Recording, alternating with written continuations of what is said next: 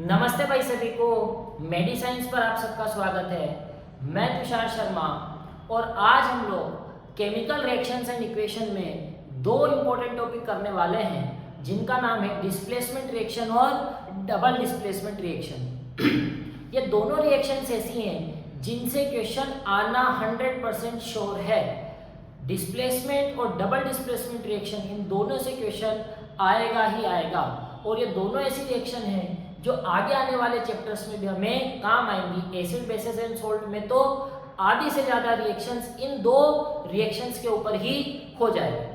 तो डिस्प्लेसमेंट और double displacement reaction 10th class की केमिस्ट्री की बैकबोन है, इसे हमें अच्छे से करना ही करना है। तो चलिए शुरू करते हैं। डिस्प्लेसमेंट रिएक्शन, हेडिंग लगाएंगे डिस्प्लेसमेंट रिएक्शन। नाम से क्लियर है, डिस्प्लेसमेंट। डिस्प्लेसमेंट का मतलब होता है जब कोई किसी को उसकी पोजीशन से हटा दे तो उसे हम कहते हैं कि डिस्प्लेसमेंट। एग्जाम्पल सुन, जैसे स्कूल में कोई एक बच्चा है जो हमेशा फर्स्ट आता है, फर्स्ट आ रहा है। अब 10th क्लास में उसी क्लास में एक एंट्री हुई एक जबरदस्त बच्चे की जो पढ़ने में बहुत अच्छा है। 10th क्लास का जब रिजल्ट आया तो जो नया बच्चा आया था उसने पुराने वाले टॉपर को बीट कर दिया, पीछे कर दिया, डिस्प्लेस करके हटा दिया और खुद आकर के फर्स्ट पोजीशन ले आया। तो हम कहेंगे कि जो नया बच्चा आया है उसने पुराने वाले टॉपर को डिस्प्लेस कर दिया, अपनी जगह से हटा दिया। सेम डिस्प्लेसमेंट रिएक्शंस में भी हम देखते हैं। ज्यादा रिएक्टिव एलिमेंट कम रिएक्टिव एलिमेंट को अपनी जगह से हटा देते हैं। तो डिस्प्लेसमेंट रिएक्शन की डेफिनेशन अगर तुझे लिखनी हो तो तू क्या लिखेगा? ए reaction in which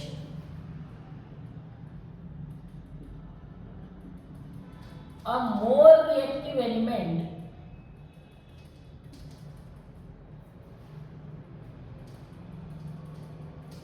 displaces a less reactive element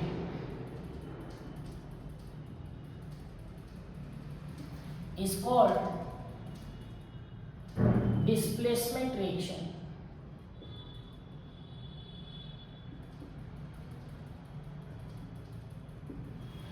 एक ज्यादा रिएक्टिव एलिमेंट ने कम रिएक्टिव एलिमेंट को उसकी जगह से हटा दिया, पोजीशन से निकाल फेंका और उसकी जगह खुद आकर के बैठ गया। इस रिएक्शन को हम कहेंगे डिस्प्लेसमेंट रिएक्शन।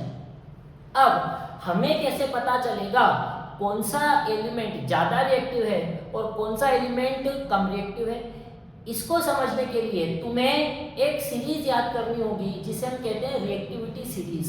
तो मैं एक साइड में रिएक्टिविटी सीरीज आप लोगों के लिए लिख देता हूं। ये रिएक्टिविटी सीरीज आपको सारे सवालों में काम आएगी। रिएक्टिविटी सीरीज कहती है potassium, sodium, calcium, magnesium, aluminium, zinc, iron, lead, hydrogen, copper, mercury और इसके नीचे गोल्ड और सिल्वर भी आते हैं।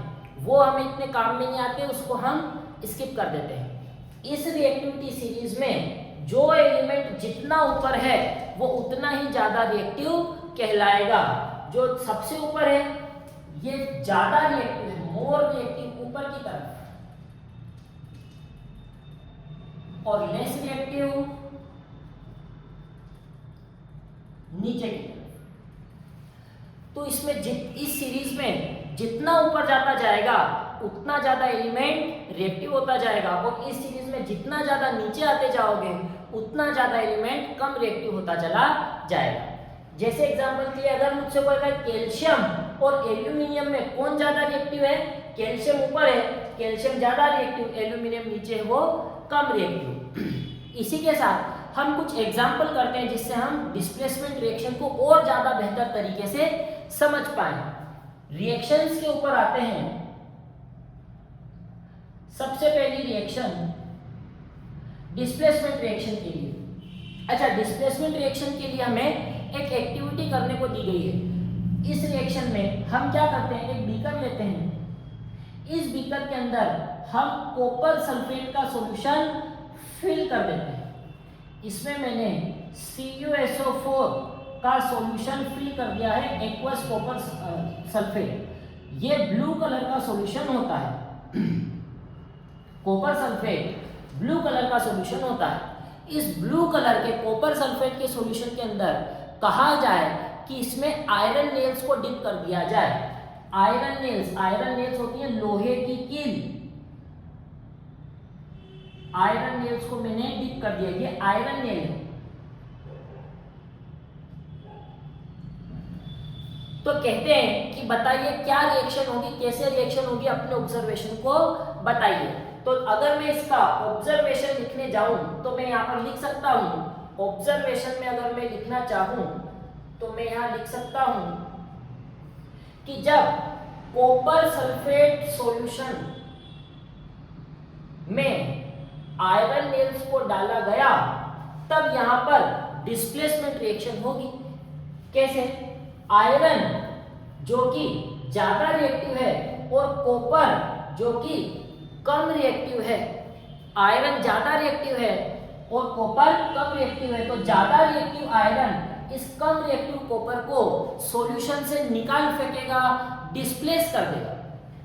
आयरन ने कॉपर को डिस्प्लेस कर दिया, कॉपर हट जाएगा और कॉपर की जगह आयरन चला जाएगा।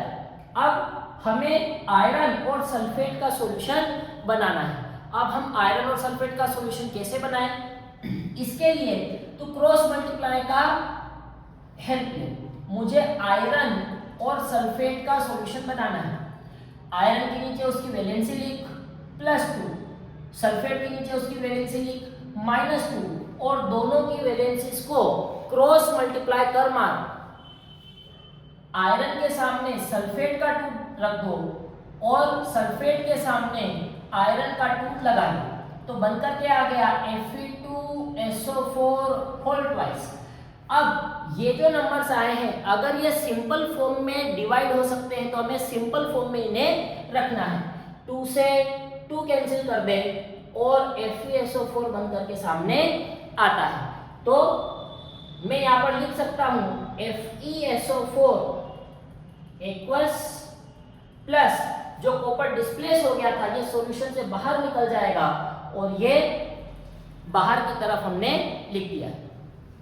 इस रिएक्शन में साफ तौर पर ऑब्जर्व किया जा सकता है आयरन ज्यादा रिएक्टिव होने के कारण कॉपर को डिस्प्लेस कर देता है और सॉल्यूशन सल्फेट के साथ अपना सॉल्यूशन बना लेता है। ये कॉपर सल्फेट ब्लू कलर का सॉल्यूशन होता है और आयरन सल्फेट ग्रीन कलर का सॉल्यूशन होता है। अगर मुझे इसके ऑब्जर्वेशन को लिखने की बात कही जाए तो मैं इसका ऑब्जर्वेशन कुछ ऐसे लिख सकता हूं कि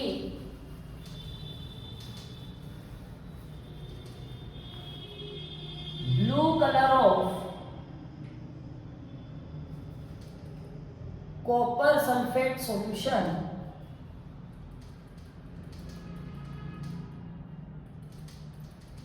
fades,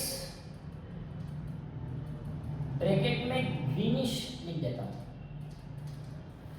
blue colour of copper sulphate solution fade. ये ब्लू कलर का कॉपर सल्फेट का सॉल्यूशन रिएक्शन होने के बाद फेड हो जाएगा, मतलब ब्लू कलर कम हो जाएगा और ग्रीनिश होना शुरू हो जाएगा क्योंकि अब कॉपर नहीं रहा, अब आयरन सल्फेट आयरन आ चुका है, ये फेरस सल्फेट बन चुका है। Blue colour of copper sulphate solution fades and iron nail turns brownish। जो कॉपर सॉल्यूशन से बाहर निकला था वो कॉपर निकल करके इस आयरन नेल के ऊपर जमा होने लग जाएगा। आयरन नेल के ऊपर कॉपर की एक लेयर जमा होने लग जाएगी जिसकी वजह से ये आयरन नेल ब्राउनिश कलर की आपको दिखने लगेगी। ये रिएक्शन बहुत इंपॉर्टेंट है डिस्प्लेसमेंट रिएक्शन को समझने के लिए। ये आपके एनसीईआरटी में दी गई है और आपको इसे थोरोली आना चाहिए। इसके बाद कुछ और एग्जांपल्स को हम पढ़ते हैं जो एनसीईआरटी में दिए हुए हैं। कुछ और सवाल करते हैं। करते हैं जिससे और अच्छे से हम डिस्प्लेसमेंट रिएक्शन को समझ पाए। अगला एक सवाल और मैं आपके सामने लिखता हूं। CuCl2 plus Pb। आपसे सवाल पूछा गया CuCl2 plus Pb, copper chloride को लेड के साथ रिएक्ट करवाओ। तो इसमें हमें डिस्प्लेसमेंट रिएक्शन करवानी है और डिस्प्लेसमेंट रिएक्शन का सिर्फ एक ही रूल है, ज्यादा रिएक्टिव एलिमेंट कम रिएक्टिव एलिमेंट को डिस्प्लेस कर देता है। तो पहले ये डिसाइड कीजिए कि कौन ज्यादा रिएक्टिव है और कौन कम रिएक्टिव है, और इस डिसीजन को लेने में हमें हेल्प करेगी रिएक्टिविटी सीरीज। रिएक्टिविटी सीरीज कहती है Pb लेड ज्यादा रिएक्टिव है और Cu कॉपर कम रिएक्टिव है। लेड ज्यादा रिएक्टिव है और कॉपर कम रिएक्टिव है, तो ज्यादा रिएक्टिव एलिमेंट कम रिएक्टिव एलिमेंट को इसके सॉल्यूशन से हटा देगा। तो मैं लिख सकता हूं लेड कॉपर को डिस्प्लेस कर देगा और कॉपर की जगह लेड जाकर के सॉल्यूशन बना लेगा। PbCl2 प्लस Cu बाहर डिस्प्लेस हो जाएगा। और कुछ रिएक्शंस अगर मैं देखूं तो ये अगला क्वेश्चन है, CuSO4 प्लस जिंक। CuSO4 की रिएक्शन हमने जिंक के साथ करवाई, कॉपर सल्फेट की रिएक्शन जिंक के साथ हम करवाने जा रहे हैं। अब इसमें भी हमें ये डिसाइड करना पड़ेगा कि कौन ज्यादा रिएक्टिव है और कौन कम रिएक्टिव है। कॉपर नीचे है और जिंक ऊपर है। जिंक ज्यादा रिएक्टिव है और ये कम रिएक्टिव है, तो ज्यादा रिएक्टिव एलिमेंट कम रिएक्टिव एलिमेंट को डिस्प्लेस कर सकता है, सॉल्यूशन से हटा सकता है। जिंक ज्यादा रिएक्टिव है, कॉपर कम रिएक्टिव है। जिंक कॉपर को इसके सॉल्यूशन से हटा देगा और बना लेगा ZnSO4 प्लस Cu कॉपर।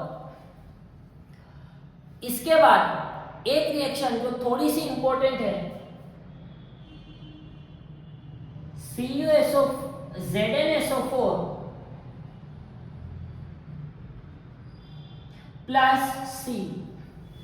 इसमें अब हम जब 4 सवाल 5 सवाल इतने सारे सवाल जब हम करते हैं कि एक एलिमेंट दूसरे एलिमेंट को डिस्प्लेस कर रहा है, एक एलिमेंट दूसरे एलिमेंट को डिस्प्लेस कर रहा है, तो होता यह है कि हम जल्दी जल्दी में ये डिसाइड करना ही भूल जाते हैं, ये सोचना भूल जाते हैं कि मोर रिएक्टिव और लेस रिएक्टिव एलिमेंट भी देखने चाहिए।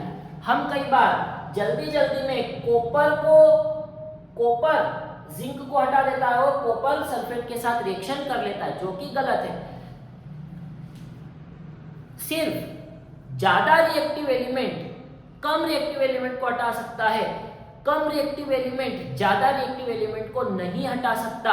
यहां पर कॉपर कम रिएक्टिव है और जिंक ज्यादा रिएक्टिव है, कम रिएक्टिव एलिमेंट ज्यादा रिएक्टिव एलिमेंट को हटा नहीं सकता, इसीलिए यहां पर नो रिएक्शन आंसर आएगा।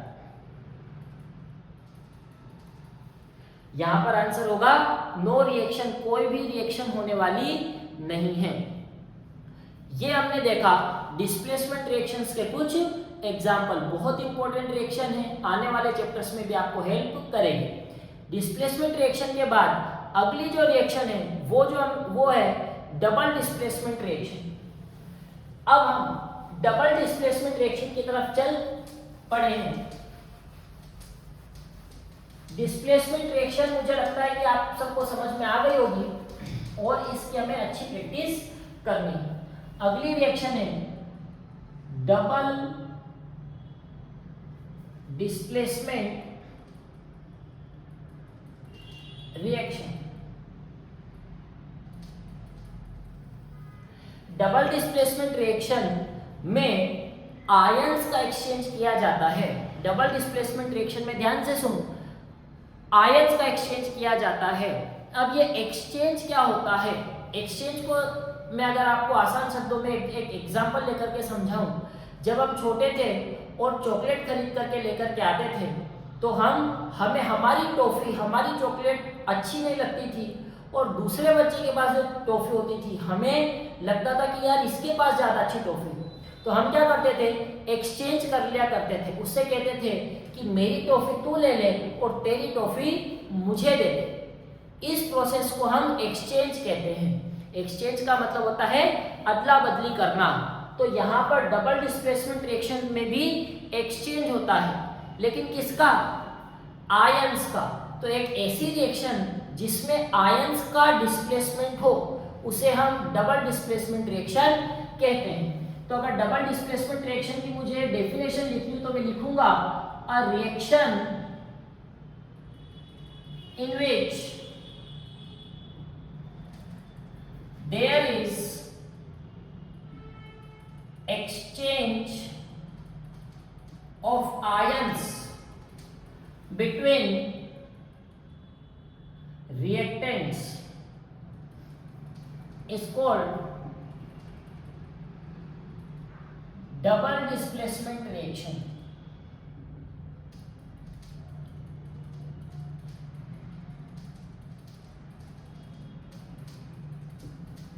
एक ऐसी रिएक्शन जिसमें रिएक्टेंट्स के आयंस का एक्सचेंज हो जाए उसे डबल डिस्प्लेसमेंट रिएक्शन कहते हैं। कुछ समझ में नहीं आया डेफिनेशन से तो हमें कुछ भी समझ में नहीं आया, तो चलिए एग्जांपल के साथ इसको समझने का काम करते हैं। एग्जांपल है reaction between sodium sulphate and barium chloride. Barium chloride और सोडियम सल्फेट की रिएक्शन करवाइए, यह डबल डिस्प्लेसमेंट रिएक्शन का एग्जांपल है। अब सबसे पहले हमें सोडियम सल्फेट लिखना आना चाहिए।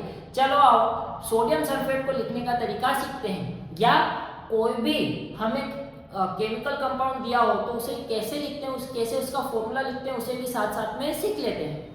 सोडियम सल्फेट, तो सबसे पहले सोडियम सल्फेट बनाने के लिए सबसे पहले लीजिए सोडियम और सल्फेट।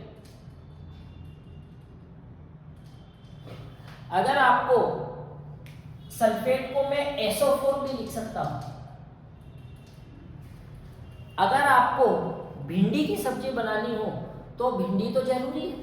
ऐसे सोडियम सल्फेट को बनाने के लिए सोडियम और सल्फेट का होना जरूरी है। Sodium Na, sulphate SO4। जैसे ही आपने दोनों केमिकल्स लिखे, इनके नीचे इनकी वैलेंसी लिख दीजिए। सोडियम के नीचे वैलेंसी +1, सोडियम की वैलेंसी +1 और सल्फेट की वैलेंसी -2। अब इन वैलेंसीज के सिर्फ नंबर्स को क्रॉस मल्टीप्लाई कर दीजिए। सल्फेट का 2 सोडियम को दे दो और सोडियम का 1 सल्फेट को दे दो, तो 1 लिखने की जरूरत नहीं है। फॉर्मूला बना Na2SO4। सोडियम सल्फेट का फॉर्मूला बना Na2SO4। ये सोडियम सल्फेट है। इस सोडियम सल्फेट को मैं मिला रहा हूं बेरियम क्लोराइड के साथ। बेरियम क्लोराइड का फॉर्मूला बनाने के लिए हमें सबसे पहले चाहिएगा बेरियम और क्लोराइड। बेरियम की वैलेंसी लिखिए +2, क्लोरीन की वैलेंसी लिखिए -1 और इन वैलेंसीज के नंबर्स को क्रॉस मल्टीप्लाई कर दीजिए। 2 क्लोरीन को दे दो और 1 बेरियम को दे दो। 1 लिखते नहीं है तो ये फॉर्मूला बना BaCl2। जब हम इस रिएक्शन को करवाएंगे, ये डबल डिस्प्लेसमेंट का एग्जांपल है। डबल डिस्प्लेसमेंट रिएक्शन में आयंस का एक्सचेंज होता है। आयंस क्या होते हैं? जब भी किसी एटम या कंपाउंड के ऊपर माइनस या प्लस चार्ज आ जाता है तो उसे हम आयन कहने लगते हैं। यहाँ पर इसका पॉजिटिव आयन इसके नेगेटिव से मिला दीजिए और इसका नेगेटिव आयन इसके पॉजिटिव से मिला दीजिए। पहले वाले का पॉजिटिव दूसरे के नेगेटिव के साथ और पहले वाले का नेगेटिव दूसरे के पॉजिटिव के साथ एक्सचेंज कर मारिए, एक्सचेंज कर दीजिए। इसे हम कहेंगे डबल डिस्प्लेसमेंट रिएक्शन। यहाँ पर सोडियम पॉजिटिव चार्ज का है और क्लोरीन नेगेटिव चार्ज का है। सोडियम और क्लोरीन को जब मैं मिलाऊंगा तो बनेगा NaCl और बेरियम पॉजिटिव चार्ज है, सल्फेट नेगेटिव चार्ज है। बेरियम और सल्फेट को मिलाऊंगा तो बनेगा BaSO4। यहाँ पर गौर करने वाली और यहाँ पर समझने वाली बात यह है कि दो प्रोडक्ट में से NaCl सोडियम क्लोराइड ये एक्वस सॉल्यूशन में घुल जाएगा, सोल्यूबल है। लेकिन ये जो BaSO4 बना है ये व्हाइट कलर की पीपीटी कहलाता है। पीपीटी होता है प्रेसिपिटेट, पीपीटी को कहते हैं प्रेसिपिटेट। कई बार एग्जाम में पूछा गया है कि ये प्रेसिपिटेट क्या होता है। प्रेसिपिटेट का अर्थ होता है a solid formed in solution and separates from solution।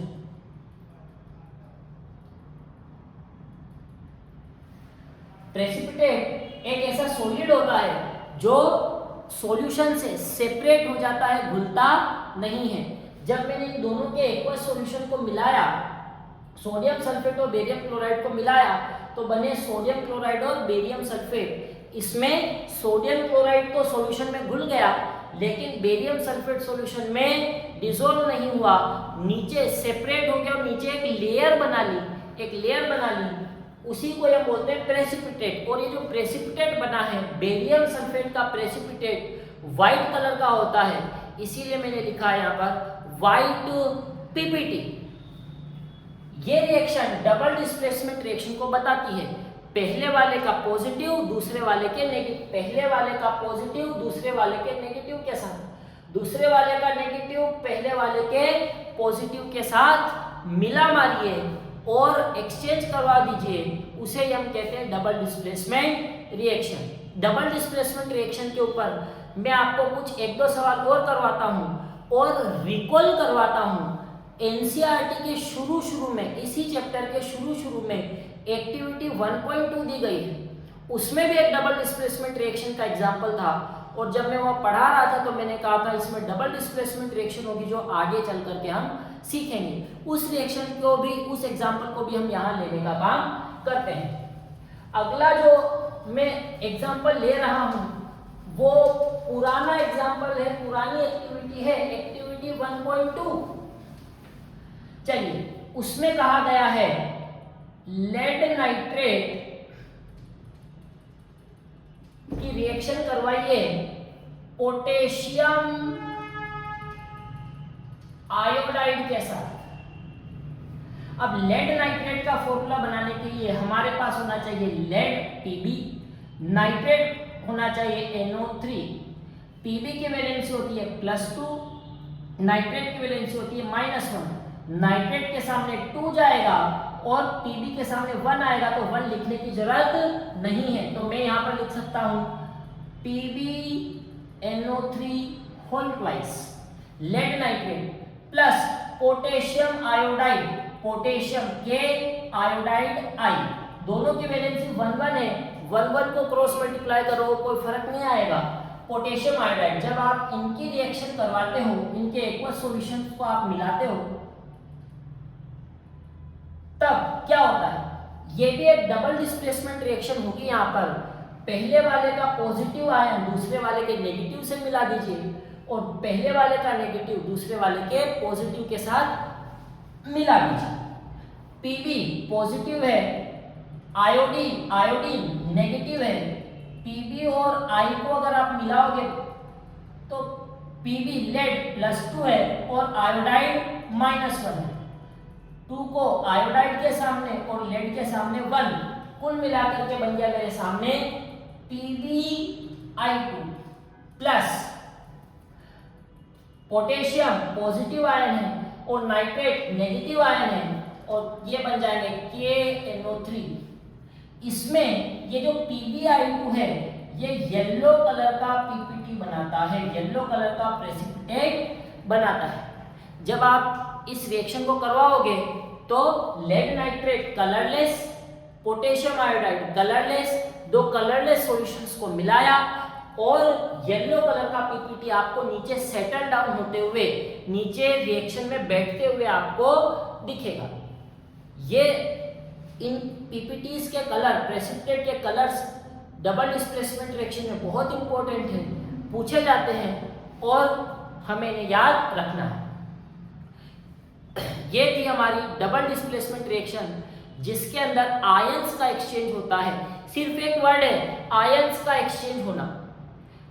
Positive ion को नेगेटिव के साथ मिला दो और दूसरे वाले का नेगेटिव पहले वाले के पॉजिटिव के साथ मिला दो, बस इतना कर दीजिए, डबल डिस्प्लेसमेंट रिएक्शन खत्म। डिस्प्लेसमेंट रिएक्शन और डबल डिस्प्लेसमेंट रिएक्शन का ये वीडियो आपके लिए बहुत हेल्पफुल रहेगा।